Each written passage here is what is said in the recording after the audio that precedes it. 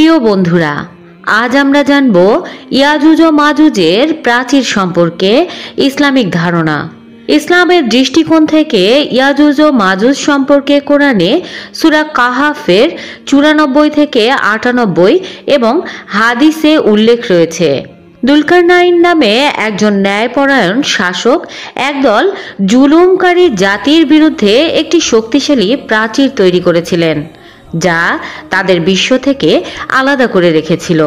কিয়ামতের নিকটে এই প্রাচীর ভেঙে পড়বে এবং তারা পৃথিবীতে বিশৃঙ্খলা সৃষ্টি করবে। ইতিহাসে অনেকেই ইয়াজুজ মাজুজের প্রাচীরের অবস্থান সম্পর্কে অনুমান করেছেন। কিছু জনপ্রিয় দাবির মধ্যে রয়েছে: 1. দারিয়াল গিরিপথ, ককেশাস পর্বতমালা। অনেকেই মনে করেন এটি দুলকারনাইনের তৈরি করা সেই বিখ্যাত প্রাচীর হতে পারে। 2. চীনের মহাপ্রাচীর। কেউ কেউ দাবি করেন যে এটি ইয়াজুজ মাজুজকে আটকানোর জন্যই নির্মিত হয়েছিল। 3. রাশিয়া ও মঙ্গোলিয়ার মধ্যবর্তী কিছু অঞ্চল। কিছু গবেষক বিশ্বাস করেন যে ইয়াজুজ মাজুজ পূর্ব এশিয়ার কোনো যাযাবর জাতি ছিল।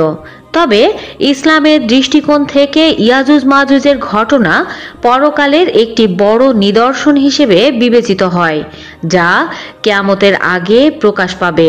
তাই এখন পর্যন্ত কোনো ঐতিহাসিক প্রাচীরকে নিশ্চিতভাবে ইয়াজুজ মাজুজের প্রাচীর বলে ঘোষণা করা হয়নি।